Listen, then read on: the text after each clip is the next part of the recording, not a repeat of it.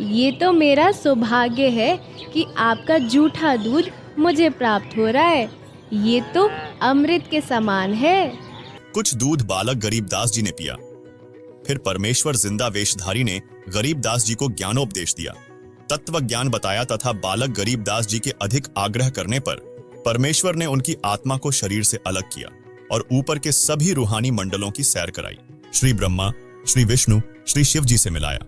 फिर ब्रह्मलोक, दुर्गा का लोक, अक्षर पुरुष के 7 शंख ब्रह्मांडों वाले लोक दिखाकर परमेश्वर ने संत गरीबदास जी को 12वें द्वार को पार करके सत्यलोक में प्रवेश किया, जहां संत गरीबदास जी ने श्वेत गुंबद के मध्य में बने सिंहासन के ऊपर तेजोमय श्वेत नर रूप में परम अक्षर ब्रह्म जी को देखा, जिनके एक रोम अर्थात शरीर के बाल से इतना प्रकाश निकल रहा था जो करोड़ सूर्यों तथा इतने ही चंद्रमाओं के मिले जुले प्रकाश से भी अधिक था। फिर जिंदा बाबा रूप में परमेश्वर ने अपने साथ बालक गरीबदास जी को लेकर उस सिंहासन के निकट गए तथा वहां रखे चंवर को उठाकर तख्त पर बैठे परमात्मा के ऊपर चलाने लगे। इसका मतलब ये बाबा जी जो मुझे यहाँ सतलोक लेकर आए हैं वो भगवान के सेवक है। असली भगवान तो ये है। मुझे इन्हीं सिंहासन पर बैठे हुए परमात्मा की पूजा करनी चाहिए।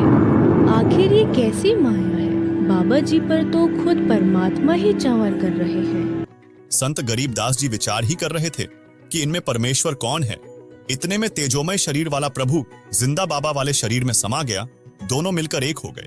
जिंदा बाबा के शरीर का तेज उतना ही हो गया जितना पूर्व में सिंहासन पर बैठे सत्य पुरुष कबीर जी का था।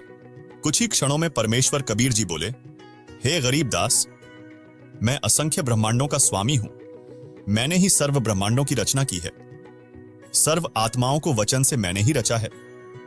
मैं ही 120 वर्ष तक भारत के काशी बनारस में कबीर नाम से जुलाहे की भूमिका करके आया था। जिसके बाद परमेश्वर कबीर जी ने संत गरीबदास जी को आशीर्वाद दिया और उनका ज्ञान योग खोल दिया।